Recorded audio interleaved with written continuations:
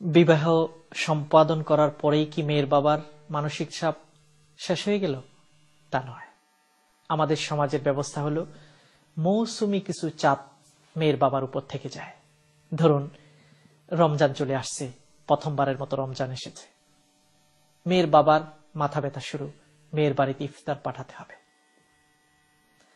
প্রশ্ন, ইফতার করানো ইসলামের দৃষ্টিতে বড়ই সওয়াবের কাজ।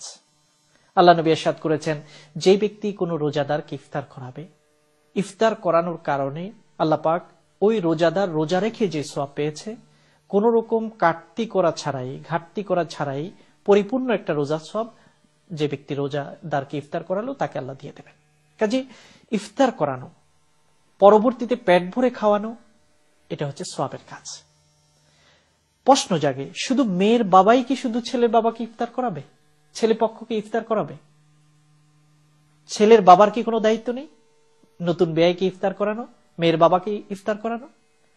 কিন্তু আমাদের সমাজে কি কখনো দেখবেন ছেলের বাড়ি থেকে, জামাইয়ের বাড়ি থেকে জামাই শ্বশুরের জন্য অনেক ইফতার পাঠিয়েছে?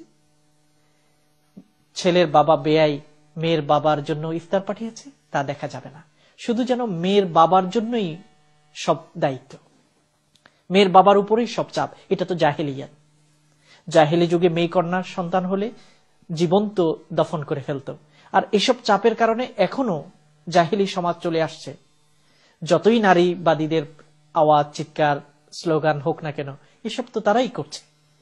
বন্ধ করার জন্য জনমত কি তারা তৈরি করছেন?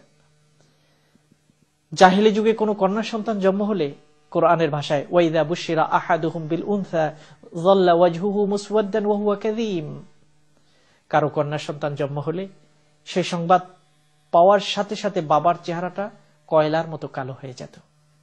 আজকের সমাজে তো একজনের যে দুইজন মেয়ে যখন হতে থাকে, তখন মেয়ের বাবার দুশ্চিন্তার কোনো শেষ নেই, কিভাবে বিবাহ দেব, এত চাপ। আর এই চাপগুলো সামাজিক এসব রীতির কারণে সৃষ্টি হচ্ছে। কাজেই সামাজিক এই রীতিগুলো হচ্ছে একটা জাহেলিয়াত, একটা কুসংস্কার, আমাদেরকে আবার সেই জাহেলি সমাজের দিকে নিয়ে যাচ্ছে, নারী নির্যাতনের পথকে প্রশস্ত করছে। ইফতার আসলে একটা চাপ তৈরি হয়, মেয়ের বাড়িতে ইফতার দিতে হবে। কিভাবে ইফতার দিতে হবে? যদি এমন হতো যে শুধু মেয়ে এবং তার জামাই পরিবারের জন্য দিলে হতো, তাও যথেষ্ট ছিল। না, তা তো হবে না।